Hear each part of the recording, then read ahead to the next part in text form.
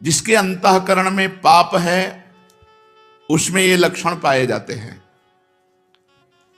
ये 10 लक्षण जिसके अंतःकरण में हो तो अंतःकरण पापी है। इन लक्षणों का अगर अपने अंदर एक का भी स्थान हो तो नाम जप के प्रभाव से उसको हटा दो, नहीं वो पाप कर्म करवाता रहेगा। पहला, चोरी। किसी की भी चोरी, बहुत प्रकार की चोरी होती है। किसी और महापुरुष की बात छाप अपनी लगा के चोरी हो गई। भागवतिक सिद्धांतों में भी किसी और महापुरुष की बात है और छाप अपनी लगा दी, बात अपनी लगा दी तो चोरी हो गई। जिसकी बात है उसी का नाम लेके बोलो कि पूज्यपाद अमुक महापुरुष ने ऐसे वचन बोले, अपनी छाप नहीं लगानी, चाहे वो पद हो चाहे उनकी शब्दावली हो, उन महापुरुष ने ऐसा कहा। चोरी, दूसरे की वस्तु का, दूसरे के अस्तित्व का अपहरण करना चोरी कहलाता है। जिसमें चोरी करने का स्वभाव है, चाहे वो जो भी चोरी हो, बहुत प्रकार से चोरी होती है।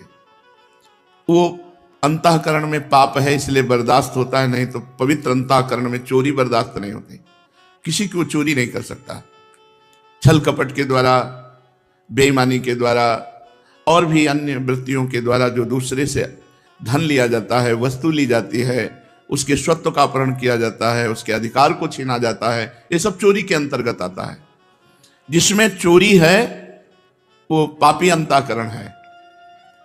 दूसरा, हिंसा। किसी भी जीव की हत्या करना। हिंसा भी बहुत प्रकार की होती है। वाणी से किसी के हृदय को दुख पहुंचाना भी हिंसा है। शरीर से किसी के शरीर को पीड़ा देना भी हिंसा है। आप खिलवाड़ में किसी जीव के साथ आप उसको बंद करके मनोरंजन कर रहे हैं और उसको प्राणों का भय लग रहा है, ये हिंसा के अंतर्गत ही आएगा। बंदर है, पक्षी है, कुत्ता है, ऐसे पशुओं को आप मनोरंजन में ही प्रताड़ित कर रहे हैं तो हिंसा के अंतर्गत आएगा। आप मांस खाते हैं लेकिन आप किसी जीव की हिंसा नहीं करते, पर हिंसा करने का पाप आपको लगेगा क्योंकि आप उस मांस को खाते हैं। ये जो लोग कहते हैं कि मछली में तो कोई ऐसा, भगवान ने मत्स्य अवतार धारण किया है। मत्स्य अवतार, मछली का अवतार भगवान ने धारण किया है। और जिनको ये लगता है कि अगर हम खाएंगे नहीं तो ये बढ़ जाएंगे, तो फिर नरक भी आपके लिए भगवान ने तैयार किया है, क्योंकि आप विनाश लीला के पार्षद बनेंगे तो विनाश आपका होगा, आपकी दुर्गति होगी। ये जिम्मेवारी भगवान की है, सृष्टि का सृजन करना, पालन करना और संहार करना। अरे भाई, ये भगवान की सृष्टि है, सृजन करना, पालन करना, लय करना, ये भगवान के ऊपर। आप मर्यादा से चलो, जो मनुष्य धर्म है उसका पालन करो, राक्षस धर्म को स्वीकार न करें। हिंसा, जिसके अंदर हिंसा वो पापी पुरुष है, उसका अंतःकरण पाप से युक्त है। चोरी, हिंसा और पराई स्त्री से व्यभिचार, ये पापी पुरुष का लक्षण है। जो माताओं बहनों को देखते ही भोग दृष्टि से देखता है, गंदी दृष्टि से देखता है, जो पराये शरीरों के साथ व्यभिचार प्रवृत्ति करता है, वो पापी हृदय है, वो अंतःकरण पाप में है। व्यभिचार बहुत जोर से फैल रहा है क्योंकि इसी से बुद्धि भ्रष्ट होगी और भजन, साधन, धर्म, अध्यात्म, इनसे दूरी बना देगा ये। जहां काम तहां राम नहीं, जहां राम नहीं काम। जैसे सूर्य और अंधेरा एक साथ नहीं रह सकता, ऐसे ही भगवत भजन और काम एक साथ नहीं रह सकता। इसलिए जो व्यभिचार परायण है, पाणी ग्रहण संस्कार करके अपनी पत्नी के साथ संतानोत्पत्ति के लिए क्रिया करना धर्म में, काम भगवत स्वरूप है, उसमें पाप नहीं है। लेकिन पराई स्त्री के साथ व्यभिचार प्रवृत्ति, ये महान पाप है। चौथा, असत्य भाषण, झूठ बोलना, ये पापी का लक्षण है। जो बात बात पर झूठ बोलते, तनिक भी तुम्हें भय नहीं लगता झूठ बोलने में? तुम्हारे सुकृत नष्ट हो रहे हैं, तुम्हारी आयु नष्ट हो रही है। नहीं, असत्य संपातक पुंजा, क्यों झूठ बोलते हो? उचित वाणी का प्रयोग उचित करो, सत्य बोलो। हृदय में पहले विचार करो कि जो मैं बोलने जा रहा हूं ये दूसरे का अहित तो नहीं करेगा, दूसरे के दिल को तो नहीं दुखाएगा, दूसरे का अमंगल तो नहीं होगा। फिर मधुर वचन, हितकर वचन और थोड़े शब्दों में, ऐसे भगवत मार्ग का प्रतीक ऐसे संभाषण करता है। झूठ का त्याग करना चाहिए। बहुत फैला है झूठ। गोस्वामी जी ने तो लिख दिया, झूठ ही लेना, झूठ ही देना, झूठ भोजन झूठ चबेना। जिसकी देखो बस झूठ पे ही चल रहा है, आओ कुछ खा लो, नहीं खा के आ रहे हैं, बिल्कुल नहीं खाए। झूठ बोलने का एक ऐसा बात को सजा करके बोले, झूठ बोलकर देखो हम निकल गए। कहां से निकल गए तुम? माया ने फंसा लिया, निकल कहां से गए? तुम्हारे पाप एकत्रित हो रहे, तुमने पाप किया, झूठ बोला।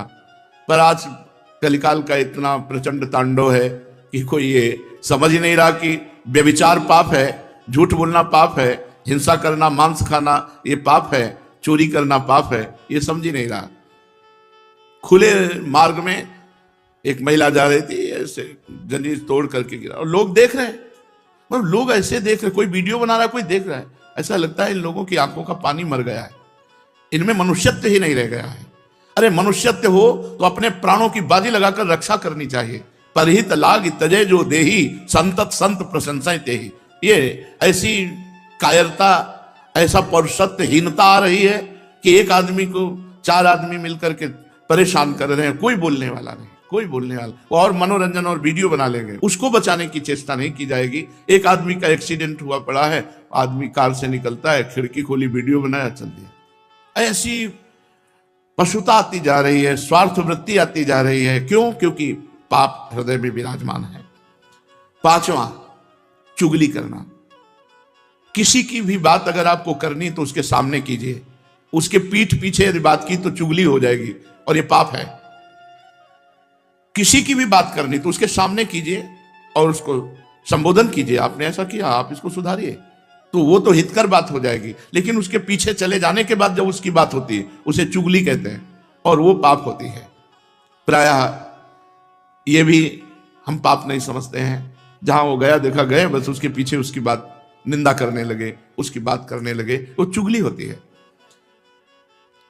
यही सब भजन को न करने देते हैं, न बढ़ाने देते हैं, न पचाने देते हैं। यही पाप प्रवृत्तियां जिनको हम सावधानी से त्याग नहीं पाते, ये हमारे भजन को छीन करती रहती है। 6वां, पराये अधिकार को अपने में लेने की चेष्टा। किसी की जमीन, किसी की वस्तु, किसी की, बहुत चालबाजियां। क्या करोगे? मर जाओगे यार। ये सब बांध के ले जाओगे, खोपड़ी में बांध के, खोपड़ी भी यही फोड़ दी जाएगी तुम्हारी। एक कपाल क्रिया होती है, वो उसमें श्मशान में होती है, जलती हुई लुखाठी से सर को फोड़ा जाता है।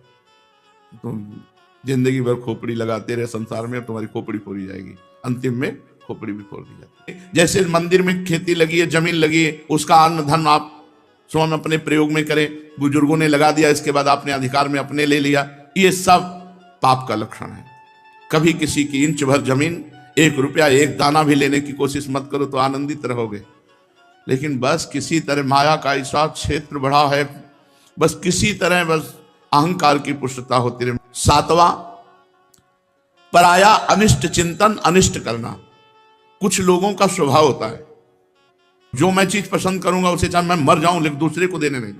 ऐसे कई स्वभाव हमने देखे व्यक्ति में। मेरी एक आंख फूटे लेकिन पड़ोसी की दोनों फूट जाए, चलेगा। मेरी एक फूट जाए, पड़ोसी की दोनों फूट जाए तो चलेगा। मतलब बहुत तरह से हम दूसरे का अनिष्ट सोचते रहते हैं। धन्य है उनका जीवन जिनके जीवन में किसी का अनिष्ट सोचने की बात नहीं। प्रायः अनिष्ट, पड़ोसी से पड़ोसी के व्यापार, दुकान वाला पर सामने दुकान वाला, ऐसे आसपास के वो अगर मर जाए, अगर उसका अनिष्ट हो जाए तो मैं खुशी हो जाऊं, मैं सुखी हो जाऊं, ऐसा चिंतन, ये पाप का लक्षण है, पापी अंतःकरण का लक्षण है। 8वां, बोलने में अश्लीलता, अश्लील भाषण, गंदी बातें। जब देखो तब गंदी बातें कर दो, गिरी गिरी बातें करना, नीच बातें करना। अरे बात करनी है तो सच्चिदानंद भगवान की करो, सिद्धांत की करो, गीता भागवत की करो, हितकर बात करो। अश्लील गंदी बातें क्यों बोलते हो? पापी पुरुष का लक्षण होता है अश्लील संभाषण करना। पूज्य बाबा ने कहा यदि नाम जप करता है, अश्लील भाषण करता है तो नाम जप का कोई प्रभाव नहीं होगा। और 9वां, असंबद्ध प्रलाप, बेमतलब का बोलने का स्वभाव। ऐसे लोग पाप हृदय होता है, इसलिए ऐसे बोलते रहते हैं, असंबद्ध प्रलाप।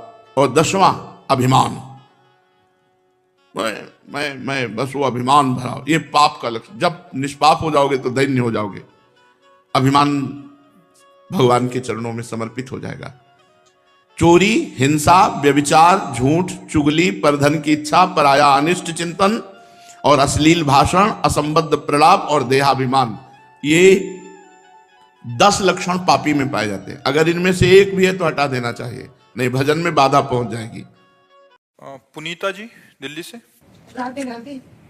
महाराज जी, माता पिता अपने बच्चों के सुख में जीवन के लिए ईश्वर से कैसे विनती करें, कैसे पूजा करें कि उसका पहली बात तो माता पिता को अपने बच्चों को सदुपदेश देना चाहिए, उनको बैठाल कर सत्य शास्त्र श्रवण कराने चाहिए। आजकल माता पिता बच्चों को केवल आधुनिक विद्या की तरफ ही, तो आधुनिक विद्या पढ़ करके उद्दंड हो रहे हैं बच्चे।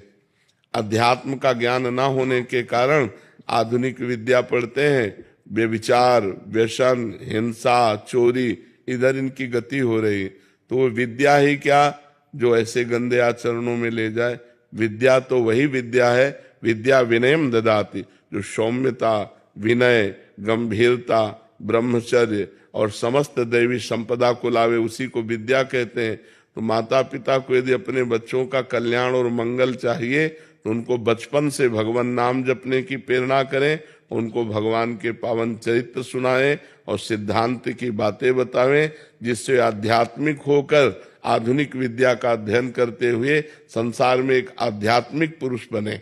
बिना अध्यात्म के जीवन बेकार है।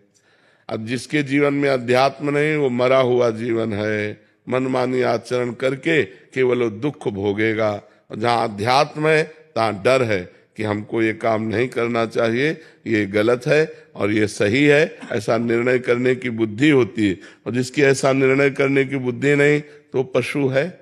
जिन्हरि भगत हृदय नहीं आनी, जीवित 100 समान ते प्राणी। तो अपने बच्चों को बैठाल करके रामायण सुनाओ, भगवत गीता सुनाओ, भागवत सुनाओ, अच्छी बातें सुनाओ, नाम जपने की प्रेरणा करो, पूरे परिवार के बड़े जनों के पैर छूने की आज्ञा करो, गलत आचरणों का परिचय बताओ कि ऐसे ऐसे गलत आचरण होते हैं, इधर नहीं जाना चाहिए, ऐसे गंदे बच्चे होते हैं जो ऐसे गलत आचरण की शिक्षा देते हैं, उनसे दूर रहना चाहिए।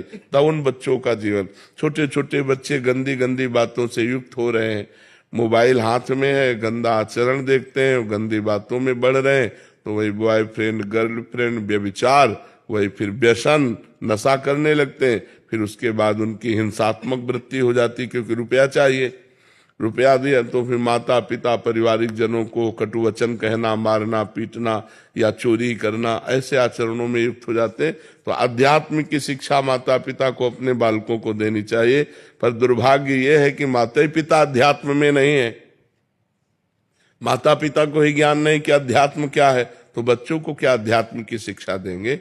बिना अध्यात्म के जो मन है वो आसुरी प्रवृत्ति में चला जाता है, राक्षसी प्रवृत्ति में। देखो ना, अरे किसी की बेटी हो, थोड़ा तो तेरे हृदय में भाव होना चाहिए कि ये भी मनुष्य की बच्ची है, ये किसी की बच्ची भी हो। कैसे भी जब सुनने को मिलते हैं ना, जैसे लोग बता कि एक बच्ची के साथ ऐसा किया, तो अब सोचो आप, ये राक्षसीपना आया कि नहीं है। अगर थोड़ा भी अध्यात्म होता तो भगवान का डर होता कि ना होता, थोड़ा संयम होता, थोड़ा संयम नियम से, तो कैसे कोई ऐसे आचरण कर सकता है। फिर सब आचरण नए बच्चे ही तो कर रहे हैं जो अध्यात्म विमुख। क्या वो पढ़े लिखे नहीं है? पढ़े लिखे, आधुनिक पढ़ाई में खूब ग्रेजुएट है, लेकिन आध्यात्मिक पढ़ाई ना होने के कारण वो अपने आचरणों से भ्रष्ट है, वो अपने आचरणों से गिरे हुए हैं। तो हमें लगता है बच्चों की उन्नति के लिए बाल्यावस्था से आध्यात्मिक भी उनको ज्ञान कराना चाहिए, जिससे उनका चरित्र पवित्र हो, जिनसे उनके आचरण अच्छे हों, जिनसे उनका बोलना, व्यवहार, बर्ताव अच्छा हो। आजकल बच्चे अपने माता पिता से ऐसे बात करते हैं जैसे नहीं करना चाहिए, असभ्य बातें करते हैं। तो ये पढ़ाई लिखाई का है? पढ़ाई लिखाई का तो यह है कि अपने बड़े बुजुर्गों से हाथ जोड़ के बात करना, नम्र बात करना, उनकी बात स्वीकार करना, उनके चरण स्पर्श करना, ये सब बातें भूल जा रहे हैं। तो हम इसीलिए कहते हैं अपने बच्चों को बैठाल कर धार्मिक प्रवचन सुनाओ, धार्मिक ग्रंथों को सुनाओ, नाम जप करवाओ, पवित्र भोजन करने की उनको शिक्षा दो, पवित्र आचरणों की शिक्षा दो, तब उनका जीवन उत्तम और महान बनेगा। ग्रुप कैप्टन नरेंद्र वर्मा जी। राधे राधे। राधे राधे महाराज जी। महाराज जी, अपने परिवार को लेकर, अपने प्रोफेशन को लेकर, अपने बच्चों को लेकर मन हमेशा विचलित सा रहता है, मन शांत कैसे करें महाराज? हाँ देखो, इसलिए आपने जिम्मेवारी अपनी मानी ना, तो आप असमर्थ हैं। न काल आपके अधीन है, न माया आपके अधीन है, कुछ अधीन तो है नहीं आपके, जब जो होना है वो हो जाएगा। तो इसलिए आप चिंतित रहते हैं। यदि ये चिंता भगवान को दे दे तो आप निश्चिंत हो जाएंगे। अगर अपने जीवन का भार भगवान को दिए होते और भगवान का निरंतर भजन करते होते तो आपको इस चिंता में नहीं जलना पड़ता। भक्त निश्चिंत हो जाता है, निर्भय हो जाता है, निशोक हो जाता है। जो प्रभु करेंगे वही होगा, मुझे चिंता क्या करनी है। अपने कर्तव्य का पालन करना है। आपके सामने जो काम है वो काम करना है, आपके सामने जो कर्तव्य है उस कर्तव्य का पालन करना है, और फल पर भगवान पर भरोसा रखना है। अगर भगवान को बीच में नहीं लाओगे तो चिंता नहीं मिटा पाओगे, क्योंकि एक बड़ी चिंता आ रही, मृत्यु, परिवार पर और आप पर भी, किसी की भी हो सकती है। अब उसका निवारण कैसे होगा? तो अगर आप निश्चिंत होना चाहते हैं तो भगवान की शरण होकर भगवान का नाम जप कीजिए, सत्संग सुनिए और ये विश्वास कीजिए भगवान मंगल भवन है, वो वही करते हैं जिससे सबका मंगल होता है और अपने अपने कर्मों का फल भोगना पड़ता है। इसलिए गलत कर्म ना अपने जीवन में होने पावे और अपने परिवार वालों को समझावे, बच्चों को समझावे कि कोई गलत कार्य ना हो। यदि धर्म विरुद्ध कार्य होगा तो उसका फल दुख आएगा, और जब दुख आएगा तो फिर हमारी बुद्धि विचलित हो जाएगी, अशांत हो जाएगी। इसलिए भगवान का नाम जप करो। करते हो नाम जप? हाँ, नाम जप करो, सत्संग सुनो और भगवान की शरण में रहो। जिनके द्वारा रचा हुआ है समस्त ब्रह्मांड है, वही हमें चिंता मुक्त कर सकते हैं, वही हमारे परिवार की रक्षा कर सकते हैं, वही हमारे जीवन में सुख विधान कर सकते हैं। दूसरा कोई उपाय नहीं। भगवान की शरण होने पर ही मनुष्य चिंता रहित हो सकता है, अन्यथा नहीं। जी विवेक जी, राधे राधे। स्वामी जी, स्वामी जी, कहा जाता है कि आत्मा और अकाल मृत्यु वाले लोग को मुक्ति नहीं मिलती और आत्मा भटकती रहती है। महाराज जी, मेरा प्रश्न है कि अगर ऐसा है तो परिवार के लोग उस आत्मा की शांति और मुक्ति मिले उसको, उसके लिए हमें क्या करना चाहिए? श्रीमद् भागवत का सप्ताह पारायण, भगवान नाम कीर्तन, साधु समाज को भोज भंडारा और ये सारे पुण्य उस जीवात्मा को दे दिए जाएं तो जीवन मुक्तता की तरफ आगे बढ़ेगा। नहीं तो आत्महनन, आत्महत्या करने वाले को और जो महत पाप करने वाले जन हैं इनकी अधोगति होती है, प्रेत योनि आदि को ये प्राप्त होते हैं। तो अगर इनके लिए धार्मिक कृत्य ना किए जाएं तो पता नहीं कितने कल्प इनको भटकना पड़ेगा। तो इसलिए परिवार वालों को चाहिए कि धर्म ग्रंथों का पाठ रखवावें, धर्म ग्रंथों का गायन करवावें, साधु समाज की सेवा करें, भगवान नाम जप करके उस जीवात्मा को दे तो उसके फल के रूप में वो फिर अपने पाप से मुक्त होकर के आगामी योनियों को प्राप्त हो जाएगा। तो ये करना चाहिए। श्रीमद् भागवत का पाठ कराना चाहिए। श्रीमद् भागवत में महात्मा में आता है कि एक धुंधकारी नाम का आदमी जो था वो बड़ा पापी था, कई वैश्याओं से संसर्ग करता था, हिंसा करता था, चोरी करता था।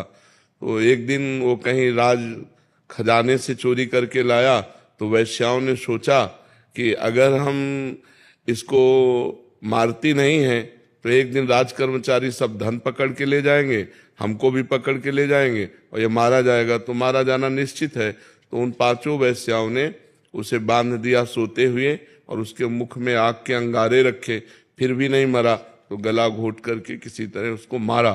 तो वो अधोगति को प्राप्त होकर प्रेत योनि को प्राप्त हुआ, भयंकर प्रेत। तो उनके एक भाई थे गोकर्ण जी, बड़ी कथा है। तो गोकर्ण जी तीर्थ यात्रा करके आए हुए थे, घर में शयन कर रहे थे तो कभी भेड़ा बन जाता, कभी सिंह बन जाता, कभी इंद्र बन जाता। तो उनका ये विपरीत दशा को प्राप्त हुआ। कोई देव तो है नहीं, ये प्रेत है। तब पूछा तुम कौन हो? तो उसकी बोलने की सामर्थ्य नहीं थी। तो उन्होंने गायत्री मंत्र जप करके जब उस पर जल छिड़का तो उसके पाप थोड़े नष्ट हुए। तो वो बोला मैं तुम्हारा भाई धुंधकारी हूँ, पाप करने के कारण मैं प्रेत योनि को प्राप्त हो गया हूँ। तो उनका तुम्हारे लिए तो मैंने पिंड दान किया है। बोले उससे मेरा कल्याण होने वाला नहीं। तब गोकर्ण जी ने भगवान सूर्य से पूछा तो भगवान सूर्य ने श्रीमद् भागवत महापुराण बताया। तो 7 दिन में श्रीमद् भागवत के श्रवण मात्र से धुंधकारी प्रेत योनि से मुक्त होकर भगवान के पार्षद स्वरूप को प्राप्त हुआ और सबके बीच में विमान आया और बैठकर भगवान के धाम को गया। तो जो अधोगति को प्राप्त जीव हैं उनके कल्याण के लिए श्रीमद् भागवत, भगवान नाम कीर्तन, साधु सेवा, नाम जप, ये करके उसको प्रदान किया जाए तो उसका कल्याण निश्चित हो जाएगा, निश्चित। मीत राव जी। श्री राधा वल्लभ श्री हरिवंश महाराज जी, आपके चरणों में कोटि कोटि प्रणाम। महाराज जी, सत्संग में एक बार सुना था कि जो दीन है वही अनन्य है, जो अनन्य है वही दीन है। महाराज जी, दीन का तात्पर्य होता है अहंकार रहित पुरुष। दीन कोई गरीबी को नहीं कहते। जो ये दैन्य शब्द है अहंकार रहित। भक्तों में बड़ी दीनता देखी जाती है, विनम्रता देखी जाती है, बड़ी शालीनता देखी जाती है, गंभीरता देखी जाती है, वो अहंकार रहित होते हैं। ये अहंकार ही सृष्टि का मूल है, जो हमें अज्ञान में फंसाकर, देह भाव में फंसाकर नाना प्रकार के कर्म करवाता है। संस्कृति मूल शूल प्रद नाना, सकल शोक दायक अभिमाना। ये समस्त दुखों को देने वाला अभिमान, जैसे मैं पुरुष हूं, मैं धनवान हूं, मैं विद्वान हूं, मैं कुलवान हूं, बहुत प्रकार का अभिमान होता है। ये अभिमान ही दुख देने वाला है। अगर ये अभिमान भगवान की कृपा से नष्ट हो जाए तो उस स्थिति का नाम दैन्य है। यही दरबार दीन को आदर रीति सदा चली आई। दीनता, कोई अभिमान नहीं, अपने को सबसे छोटा समझना।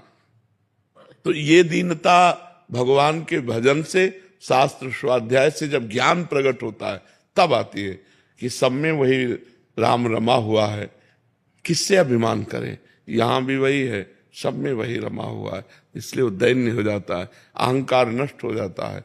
जब हम दूसरे को देखते हैं तब अहंकार आता है, जब अपने इष्ट को देखते हैं तो अहंकार नष्ट हो जाता है। तो इष्टाकार वृत्ति, भगवदाकार वृत्ति, ये ब्रह्माकार वृत्ति, ये भजन से आती। जितना नाम जप करोगे उतना ही आपके अंदर शुद्ध ज्ञान होगा, और जितना शुद्ध ज्ञान होगा तब उतना अहंकार नष्ट होता चला जाएगा। अहंकार नष्ट हुआ पूरा कि आप जीवन मुक्त हो गए।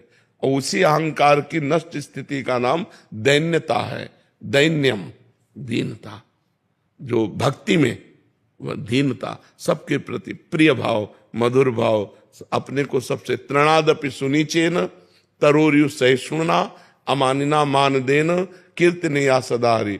अपने को सबसे तृण से भी नीच समझना और वृक्ष के समान सहनशील होना, दूसरों को मान देना, दूसरों से मान न चाहना, ये भजन करने वालों के अंदर दीनता होती है।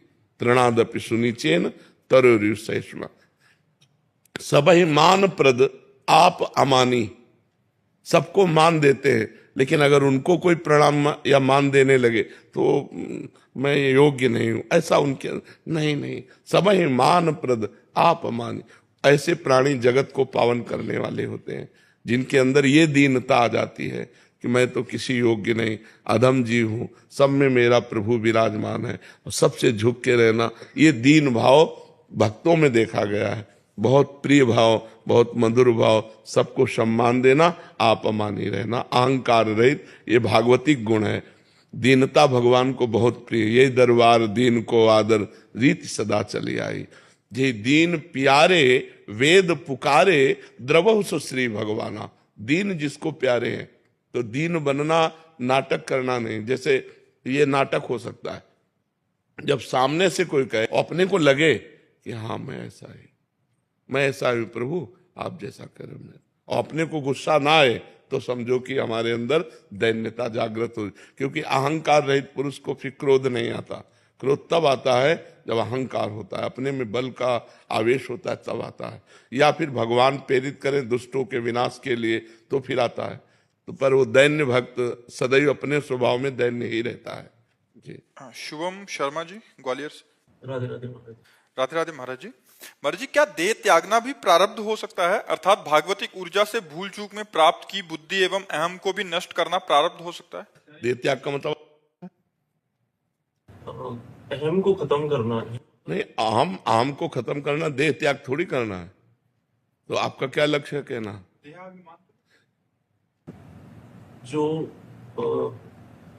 जिन चीजों को समझा है भागवतिक ऊर्जा से, जो नहीं समझना चाहिए था, उसे नष्ट करना। क्या समझना है और क्या भागवतिक ऊर्जा से समझा जो नहीं समझना चाहिए? बोलिए, आप बताइए। जैसे किसी सिद्धि की प्राप्ति के रास्ते पर निकल जाना। अरे भगवान की भगवत ऊर्जा से जो स्थिति होती है वो जगत मंगल के लिए होती है। वो अपना मंगल और दूसरों का मंगल करती है। उसे नष्ट करने की सामर्थ्य तुम्हारे में कहाँ गई? क्या ये प्रारब्ध हो सकता है कि अब जो इस शरीर में जो मैंने चीजों को समझ लिया है, क्या समझा है मुझे भी तो बताओगे? कृपा करके 4 लोग और सुनेंगे कि आपने क्या समझा है। जैसे महाराज जी कि सब कुछ लीला है, कि कुछ भी लीला के परे नहीं है। हाँ जो मैं हूं वही यहाँ पे है। हाँ तो मैं जब दुख दे रहा हूं या मुझे दुख मिल रहा है, जी। नहीं, दुख मिल किसको रहा है? जब इतनी ऊंची बात कर रहे हो तो दुख की संज्ञा किसको है? आत्मा तो नैनम छिन्दन्ति शस्त्राणि नैनम दाति पावका न चैनम क्लेदेन त्यापो न शोष्यति मारुता। अग्नेयास्त्र में सामर्थ्य नहीं कि जला सके, वायुआस्त्र में सामर्थ्य नहीं कि उड़ा सके, वरुणास्त्र में सामर्थ्य नहीं कि उसे भिगो सके, तो दुख कैसे स्पर्श कर सकता है? दुख है क्या? भ्रम। किसको? किसी को दुख नहीं है। दुख भ्रमात्मक पुरुष को होता है। जब ये ज्ञान हो गया कि जो मैं हूं वही तुम हो और वही सारा जगत है, तो फिर दुख कहां है? विचार करके देखो, कहां दुख है? आप कहते हो मैं उस विचार को नष्ट कर दूं, किसको? कौन सी स्थिति है? लेकिन उसके रास्ते में जैसे आप बताते हैं कि जब भगवत प्राप्ति के रास्ते पर जब चलते हैं तो संसार के दुखियाले की जब ये अनुभव, सुनो, अभी तुम बच्चा हो, जब ये अनुभव हो जाएगा कि जो मैं हूं वही तुम हो, वही सारा जगत है, तो जड़ चैतन्य सब कुछ भगवत स्वरूप है। अब रास्ता कहां रह गया? वो तो पहुंचा हुआ पुरुष है। लेकिन उसके बाद अगर कोई अगर लेकिन लगता है, वापस आए, देखो, लेकिन लगता है तो बच्चा केवल तुम बुद्धि से बात कर रहे हो, स्थिति पाई भर की नहीं है। स्थिति के अंतर्गत जब बात आती है तब ये नहीं होता है। अभी उस स्थिति को प्राप्त करने की चेष्टा की जाए तो फिर बात की जाए। उस स्थिति को प्राप्त करने की चेष्टा करना चाहते हो क्या? तुम तो नष्ट करने की बात करते हो। वैसे नाम जप करो, भगवान का नाम जप करो और गंदी बातों से बचो। हमारी प्रार्थना, गंदे आचरण जो होते हैं उनका त्याग करो और भगवान का नाम जप करो, सब ठीक हो जाएगा, सब ठीक हो जाएगा। नाम जप में बहुत सामर्थ्य है। नाम जप में जो बैठ गया वो सब जीत गया। महाराज जी, कोई ऐसा प्रारब्ध हो सकता है जो नाम जप से और ध्यान से ना कटे, तो उसके लिए कुछ और चीजें की जाए? तो ऐसा प्रारब्ध नहीं होता कोई भी। इतना नाम जप कर जाए, हर प्रारब्ध नष्ट हो जाएगा, हर प्रारब्ध नष्ट हो जाएगा। जैसे हम तुम्हारे सामने बैठे, हमारी दोनों किडनी फेल हैं, थोड़ी देर बाद अभी डायलिसिस में जाएंगे। प्रारब्ध है, हम नष्ट करना नहीं चाहते, हम उसे भोगना चाहते हैं। अपने भजन से भगवान की प्राप्ति करना चाहते हैं। हमें प्रभु के विधान को देखना है। हमें अपने जप तप के द्वारा प्रभु के विधान को थोड़ी बदलना है। उसी विधान को, यदि अच्छा लाभ संतुष्ट हो, जैसी परिस्थिति भगवान दे रहे हैं उसमें मैं संतुष्ट हूं। काहू सो कछु न चाहूंगा, न भगवान से न किसी जीव से, शांत एकदम। और जो बाधाएं आती हैं वो भजन के द्वारा इतना ज्ञान होता है कि उनका निवारण भी होता है। जो बाधाओं में फंसता कौन है? अज्ञानी। अगर भजन करोगे तो इतना ज्ञान आएगा। पहले भजन तो करो डट के, तो अपने आप तुम्हारे अंदर शुद्ध ज्ञान आ जाएगा। ये तर्क वितर्क शांत हो जाएगा और ठीक रास्ता अपने आप प्रकाशित हो जाएगा। नाम बहुत बड़ी सामर्थ्य है बच्चा। नाम में भगवान को अधीन करने की सामर्थ्य है। सुमिर पवन सुत पावन नामू, अपने बस करी राखे रामू। भगवान को भी अधीन कर ले, ऐसे नाम में जप में महिमा है। तो प्रारब्ध क्या चीज है? प्रारब्ध पूर्व का किया हुआ पाप कर्म या पुण्य कर्म, प्रारब्ध वही बनता है आकर। प्रारब्ध कोई देवता थोड़ी, हमारा किया हुआ पीछे का कर्म ही प्रारब्ध बनता है आकर के। तो अगर हम नवीन कर्म भजन डट के करेंगे तो प्रारब्ध को परास्त कर देंगे पीछे वाले को। अब यह है कि पीछे वाला है 500 ग्राम और आपका भजन है 50 ग्राम, तो कुछ होने वाला नहीं। आपका भजन जब 500 से ऊपर चले तब वो दबेगा जा करके। तो प्रारब्ध के अनुसार जब भजन उस कोटि का हो तो प्रारब्ध नष्ट हो जाए। अपने लोगों को भजन चुन्न पुण्य है और प्रारब्ध पहाड़ की तरह वो दबाए डाल रहा है। तो माला चलाते हुए भी उसको कष्ट हो रहा है, वो चिंता हो रही है, उसको शोक हो रहा है, क्योंकि प्रारब्ध बहुत प्रबल है।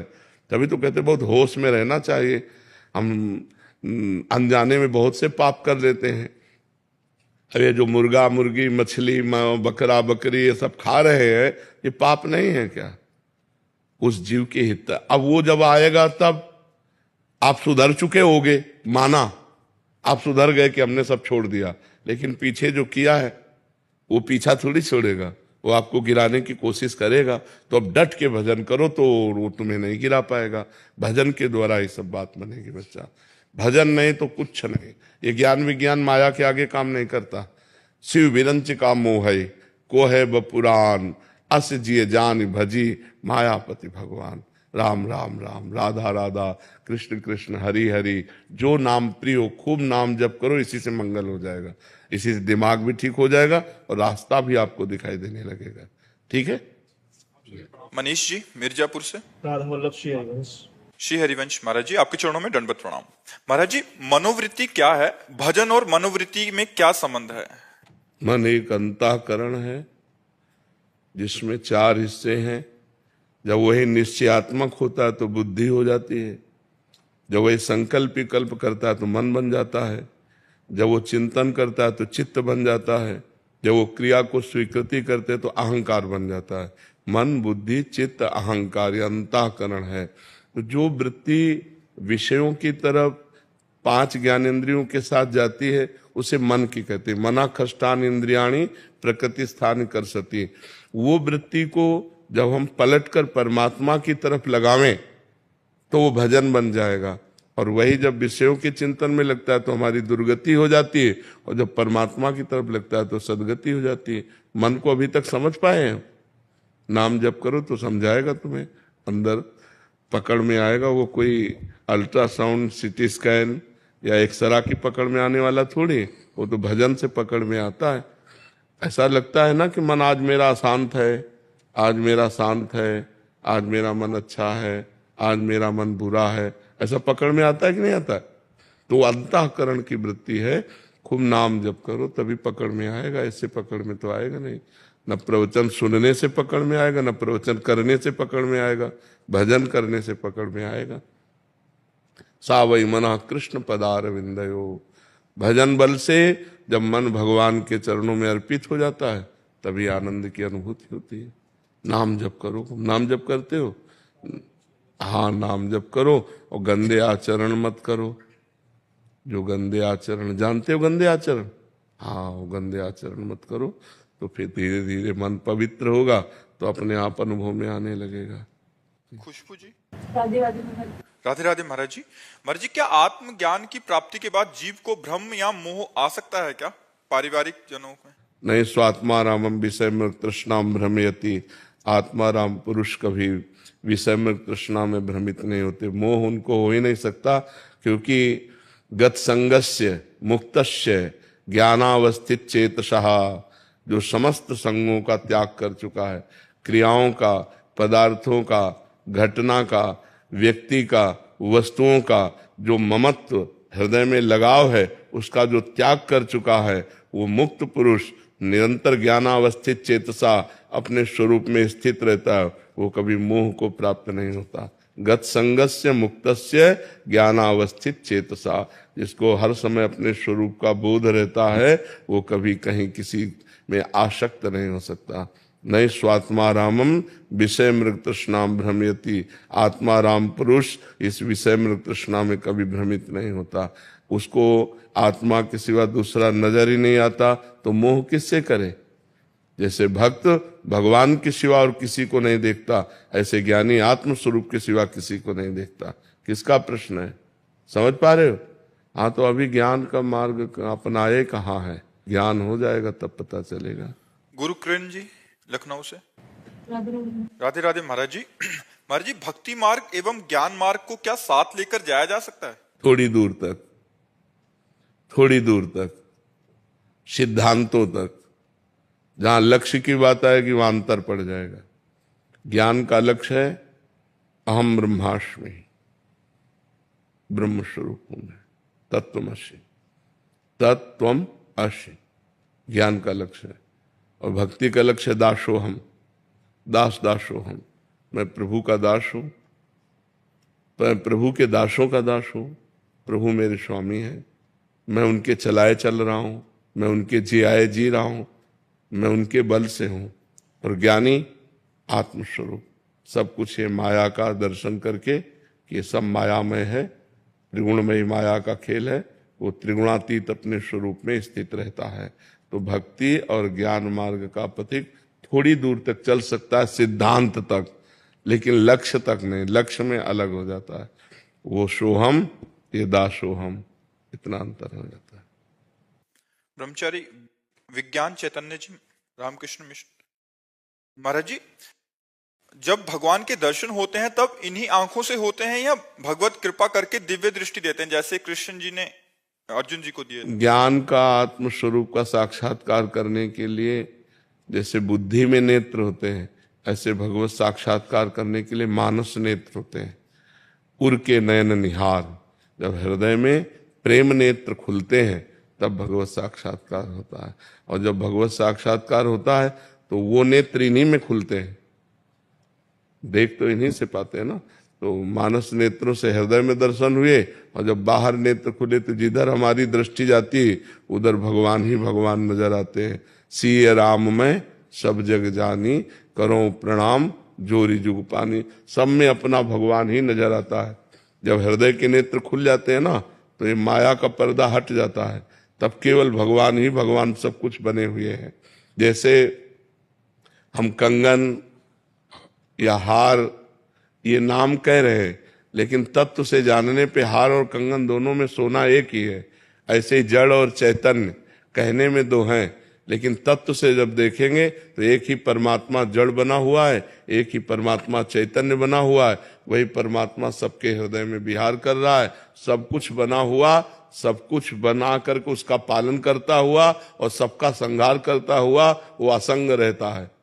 सबसे परे और सब में भरे, सबसे परे और सब में भरे। ये सिद्धांत जो समझ गया वही सच्चा भक्त है, वही सच्चा ज्ञानी है। जो वो सबसे परे भी है और सब में भरे भी है। वासना वासुदेवस्य वासितम भुवनत्रयम् सर्वभूत निवासोस्मि वासुदेव नमोस्तुते। समस्त भूतों में वही विराजमान है, लेकिन जो भूत है वो भी वही बना हुआ है। वो निर्विकार होते हुए भी विकार की लीला दिखाई दे रही है। तो इस विकार में जो निर्विकार परमात्मा को खोज लेता है वही ज्ञानी है, वही भक्त है। गौरव कुमार जी, पटना बिहार से। राधे राधे। महाराज जी राधे राधे। महाराज जी, ईस्ट में पूर्ण शरणागति और सभी आसक्तियों कैसे समाहित की? भजन, नाम जप। जितना अधिक नाम जप होगा उतना ही संसार से वैराग्य, स्वरूप का बोध और भगवान से प्रेम होगा।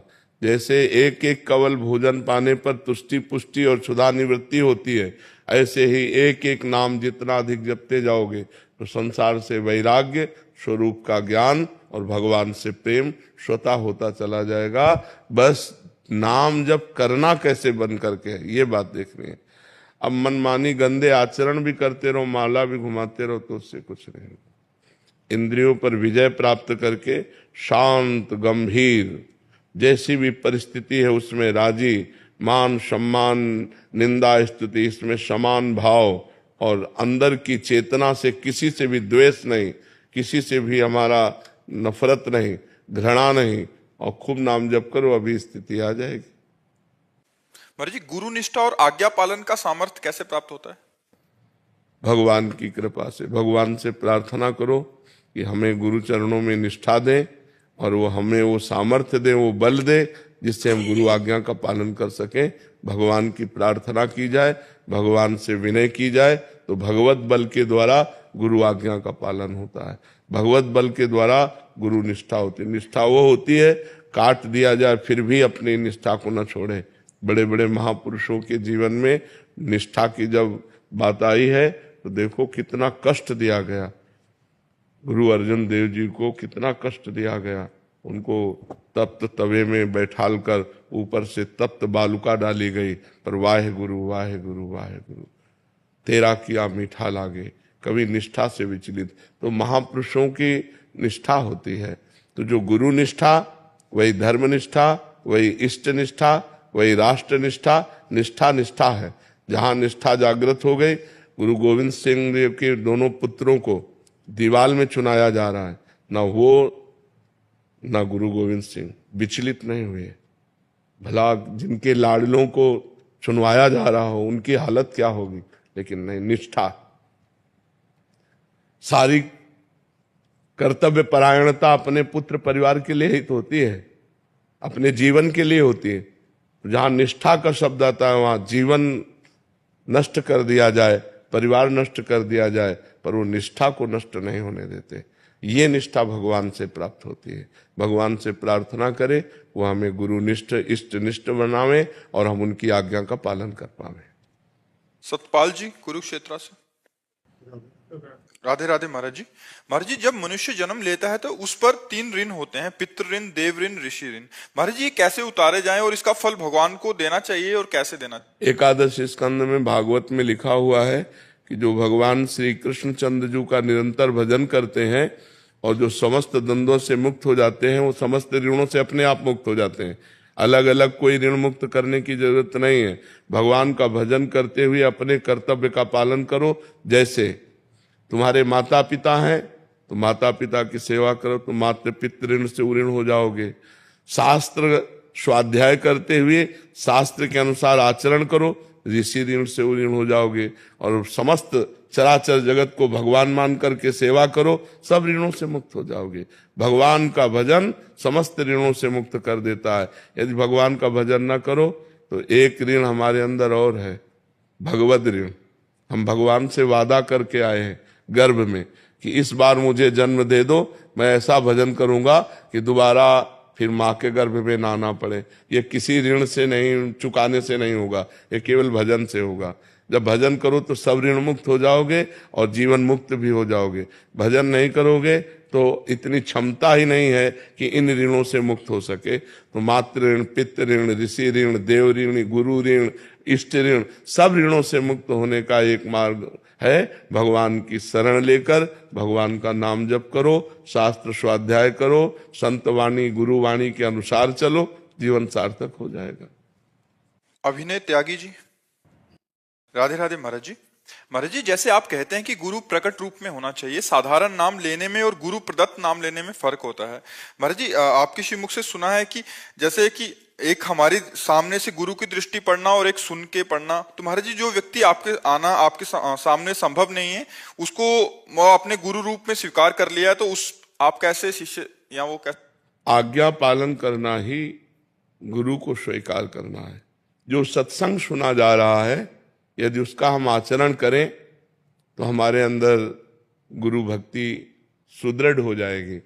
लेकिन हम बिना दर्शन के, बिना मिले, बिना संग के हम कैसे उस उन्नति को प्राप्त हो सकते हैं?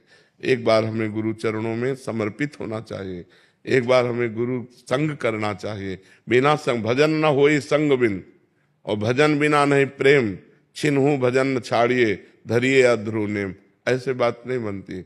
गाइड को साथ लेके चला जाता है।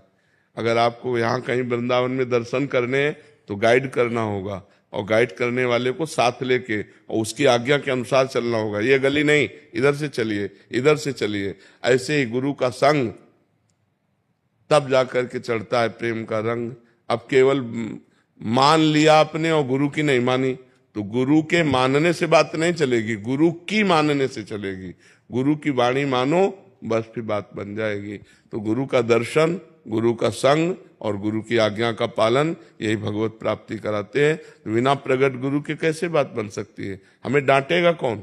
हमारा निरीक्षण परीक्षण कौन करेगा? गुरुदेव। तो हमें गुरु का संग अत्यंत आवश्यक है प्रगट में। प्रगट में बिना गुरु के रंग नहीं चढ़ता। चाहे करके देख लो, कोई करके देख लो।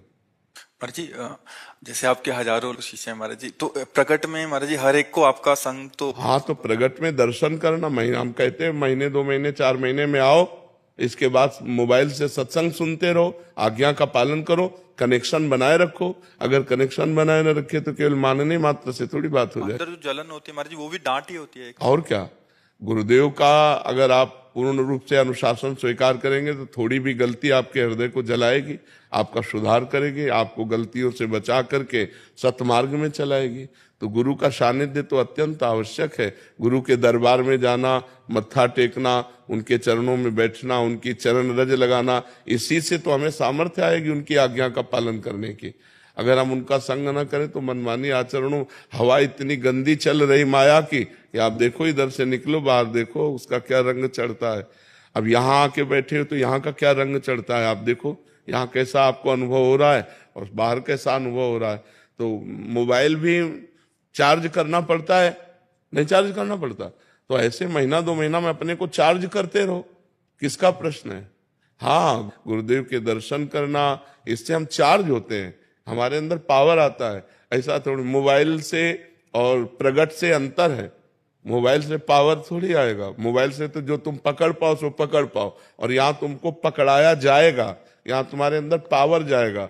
दर्शन, स्पर्श, संभाषण, वो परमाणु प्राप्त होते हैं। इसलिए प्रगट में गुरु के सानिध्य की विशेष आवश्यकता है। अंशुल त्यागी जी। राधा राधा। राधे राधे महाराज जी। महाराज जी, मेरा सवाल है कि कई बार इंसान की जिंदगी में अचानक बहुत सारी जिम्मेदारियां आ जाती हैं, जिसके चलते सब भूलकर बस पैसा कमाना, परिवार चलाने में लग जाता है। ऐसे में अब उस व्यक्ति को कैसे भगवत प्राप्ति होगी और कैसे वो इस मार्ग पे आगे बढ़ सकता है? परिवार के सदस्यों को भगवान का स्वरूप समझो, उसमें भगवान है ना। बिना भगवान के कोई एक कदम भी नहीं चल सकता।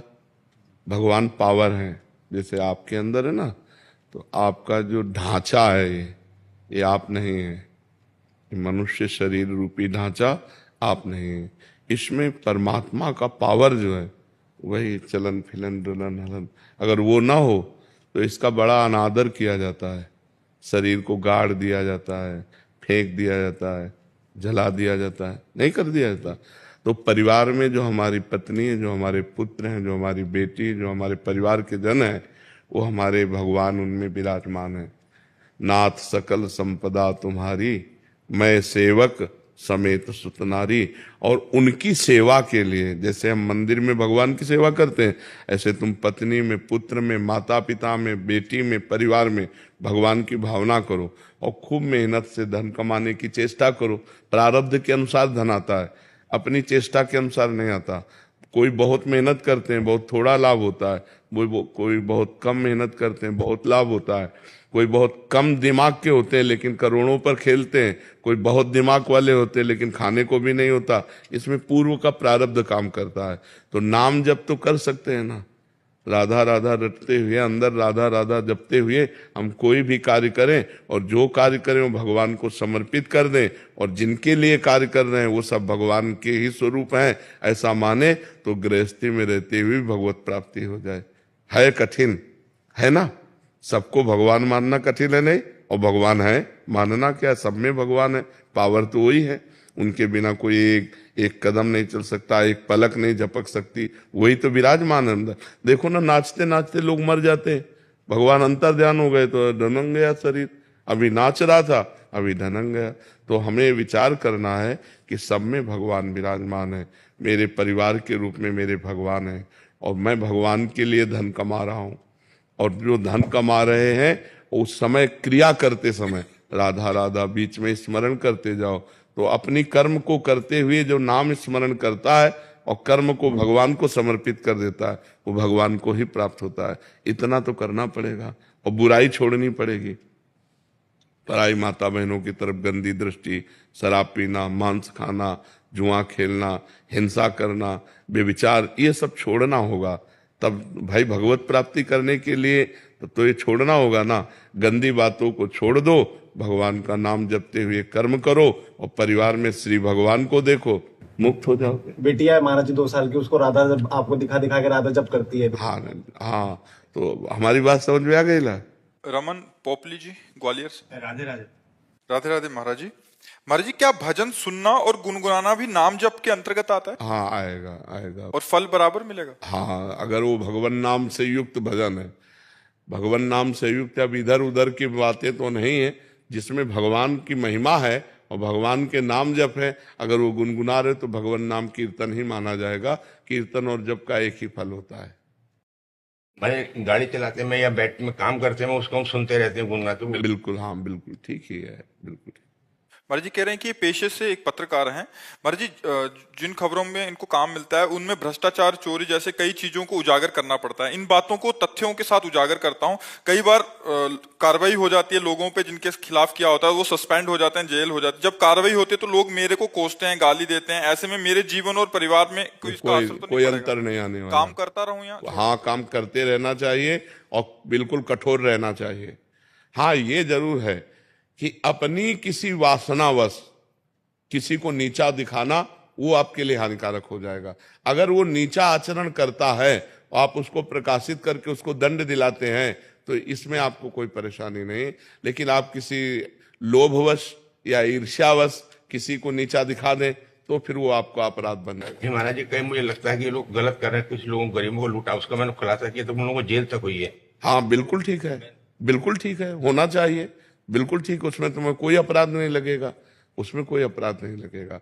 जो नीच प्रवृत्ति के नीच आचरण कर रहे हैं उनको उजागर करना तो आपका कर्तव्य, अपने अपने कर्तव्य पालन में डटा रहे, इसमें कोई बात नहीं, इसमें कोई दोष नहीं है। मान लो कोई ऐसा कार्य कर रहा है जो समाज के लिए बड़ा हानिकारक है, कि दूसरे के लिए दुखद है, आप उसे उजागर करते हैं, उसे राष्ट्रीय कानून के अनुसार दंड दिया जाता है, तो उसमें आपको कोई दोष नहीं लगेगा, आपको कोई दोष। आप अपने कर्तव्य का, पत्रकार होने का जो है कार्य निर्वाह कर रहे हैं, उसमें कोई। लेकिन घूस लेकर, पैसा लेकर या किसी भय प्रलोभन ईर्ष्या आदि के बस ये न करें। हाँ, मतलब झूठ खबर न छापे, सत्य बात जो आपने कहा तथ्य के सहित उजागर करके फिर उसे दंड मिलता है तो आपको कोई अपराध नहीं उसमें। वासुदेव शर्मा जी गाजियाबाद से। राधे राधे। राधे राधे महाराज जी। महाराज जी, राधा रानी की कृपा से सब अच्छा चल रहा है। घर में बच्चा खाना जूठा छोड़ देता है तो मेरी धर्मपत्नी उस भोजन को बाहर रख देती है ताकि अन्य पशु जीव जंतु से खा लें। क्या ये करना गलत है या नहीं, कोई गलत नहीं है। नहीं, वो अधिकारी हैं, वो जीव इस बात के अधिकारी हैं। जैसे जो अपने से बच के बाहर किया तो जैसे श्वान आदि है, कुत्ता आदि है, जो और पशु पाले है, तो उसमें कोई बात नहीं। फेंकने से, गाड़ने से अच्छा है किसी जीव के पेट में चला जाएगा तो ठीक है। कभी कभी अपराध सा लगता है कि बच्चे झूठा छोड़ रहे हैं कि हम किसी वैसे वो तो बच्चे हैं, पर चाहिए ये कि अपनी थाली में उतना ही परोसे जितना आप पा सको, उतना अधिक अपने को अंजाद होती है ना, इतना पा लेंगे। अगर बाई चांस कभी बच जाता है, कोई पशु पक्षी पा लेता है तो उसमें कोई दोष की बात नहीं है, उसमें कोई अपराध। बच्चे हैं, छोटे हैं, वो डेली ही छोड़ते हैं। हाँ, वो उसमें कोई अपराध की भावना नहीं। पर बहुत अच्छा है, अपना जूठा किसी को ना खवावे। अपने को लगता है ज्यादा है तो पहले निकाल कर रख दे, फिर पशु पक्षियों को दे दे। लेकिन अगर ऐसा हो जाता है, बच जाता है और आप बाहर रख देते हो, कोई पशु अपनी भूख मिटा लेता है, उसमें कोई अपराध की बात नहीं, कोई अपराध नहीं इसमें। जी। संजीव शर्मा जी दिल्ली से। राधे राधे। राधे राधे महाराज जी। मर्जी शरीर दिल्ली तिहाड़ जेल में कार्यरत है। वहां पर एक नेगेटिव ऊर्जा सी रहती है जिसके चलते शरीर का चिंतन नेगेटिव हो जाता है। आप कहते हैं सभी में भगवान देखो। महाराज जी, वहां सारे गुनाह करके आए होते हैं, ऐसे जने होते हैं, उनमें मतलब थोड़ा सा मुश्किल होता है अपने कार्य। कभी फिल्म देखिए तो उसमें रोल करने वाले भी होते हैं निगेटिव और पॉजिटिव, आपको कोई परेशानी होती है? आप पैसा दे करके फिल्म देखने जाते हैं तो उसमें नकारात्मक और सकारात्मक दो रोल होते हैं, तभी मजा आता है। नहीं, अगर केवल सकारात्मक हो तो मजा नहीं आएगा, अगर केवल नकारात्मक हो, निगेटिव हो तो मजा नहीं आएगा। हीरो भी होना चाहिए और खलनायक भी होना चाहिए। नहीं, लेकिन खलनायक जो बनता है वो खलनायक होता नहीं है, वो केवल अभिनय करता है। ऐसे ही अच्छाई और बुराई ये मायाकृत है, लेकिन दोनों को करने वाला पावर वो भगवान है। उनमें पावर को देखो, उनकी अच्छाई बुराई को मत देखो। अच्छाई बुराई को देखोगे तो भगवान नहीं देख पाओगे, और भगवान को देखोगे तो अच्छाई बुराई नहीं दिखाई देगी। पर वो कभी उनको ना कंट्रोल करने में अपने मन से गलत या मुझसे गलत नहीं, आप समझो, अब ये आपकी सेवा है। जैसे ये विचार करना है कि जैसे मानो आपकी सेवा है और आपको कंट्रोल करने के लिए 10-20 डंडे लगाने पड़ रहे हैं, तो आपको यही कहना कि भगवान आप रोल कर रहे हो ऐसा, तो हमको भी तो स्वांग मिला है, रोल है अपना। देखो, हम तुम तो कितने बड़े भक्त हैं पता नहीं, लेकिन भीष्म जी महान भक्त है ना, और भगवान के विपक्ष में है। अर्जुन श्री कृष्ण पांडवों का पक्ष और भीष्म जी दुर्योधन के पक्ष में है, तो बाण तान तान के मार रहे हैं भगवान में। जब रोल मिला है योद्धा का और विपक्ष में आप हो, तो तान तान के भगवान के भी बाण मार रहे हैं, और महान भक्त हैं। यहां तो भगवान की भावना करनी, वहां तो साक्षात भगवान है, नहीं है भगवान। तो हमको यही देना कि हमको जो रोल दिया है प्रभु, उस रोल में चूक नहीं होगी, यही आपकी पूजा होगी। पीटने का पाप तो नहीं लगता? नहीं, अपने कर्तव्य का पालन हम कर रहे हैं ना, हम वहां अधर्म नहीं कर रहे, अपने आप उद्दंडता कर चोर रूप में बनाएंगे तो अगरबत्ती रूप से पूजा नहीं होगी, डंडा रूप से पूजा होगी। है, समझ रहे हो ना? ये ज्ञान आपको रखना होगा। प्रभु आपके श्रीमुख से राधा नाम सुन के अब राधा नाम करते करते वो काम करता हूँ। हाँ, बहुत बढ़िया। राधा राधा। हाँ, क्योंकि जो स्वांग मिला है, अब देखो अगर सब में भगवान मान करके अगर अपने कर्तव्य का पालन न करे तब तो राष्ट्र अपनी स्थिति से गिर जाएगा। जो अधर्म आचरण करने वाले हैं उनको फिर शासन में कैसे लिया जा सकता है? तो हमारा मतलब पावर से है, आचरण से नहीं है। सब में पावर वही है, पावर देखते हुए आचरण के अनुसार कर्तव्य का कर्म करना। अब जैसे दो आदमी हैं, एक उन्नतिशील है तो सम्मान योग्य है, एक अवनतिशील अवनति के कारण बन रहे तो अपमान योग्य है। मान और अपमान दोनों के साथ व्यवहार करते हुए भी हमें ये विचार रहेगा कि भगवान दोनों में है। और व्यवहार तो एक जैसा हो ही नहीं सकता, व्यवहार एक जैसा कभी नहीं हो सकता। जैसे पत्नी में भी भगवान, पुत्री में भी भगवान, बहन में भी भगवान, माँ में भी भगवान, चार स्त्री स्वरूपों में भगवान एक ही है, पर व्यवहार जमीन आसमान का अंतर है। व्यवहार में अंतर है ना, और जो व्यवहार एक जैसा कर दे वो मूर्ख माना जाएगा, वो पापी माना जाएगा। व्यवहार एक जैसा हो ही नहीं सकता। अच्छों के साथ अच्छा व्यवहार और बुरों के साथ बुरे जैसा व्यवहार, अधिकार के अनुसार वो करते हुए भी उन अच्छे बुरी क्रियाओं में भी हम ये देखते हैं कि इनमें भगवान बैठे हुए हैं। भगवान को देखना, पंडिता समदर्शिना ना कि समवर्तिना। समवर्तिना, समवर्तन हो ही नहीं सकता, वर्तन तो समान हो ही नहीं सकता। सब में भगवान का दर्शन। अब जैसे पुत्र है, पढ़ा रहे, गलत अगर पढ़ रहा है, पढ़ने में रुचि नहीं रख रहा, गलत आचरण कर रहा है, लेकिन हम भाव भगवान का ही रखेंगे। वो तुम पुत्र रूप में आए हो तो ये सेवा हमारी है। मान लो टीचर है, वो अपने विद्यार्थी को पढ़ा रहा है, वो अनुकूल नहीं पढ़ रहा तो वो दंड देगा, वो उसे डांटेगा, फटकारेगा, पर भाव उसमें भगवत भाव ही रखना है। ये कला है, अगर ये कला सीख गए तो मुक्त हो गए।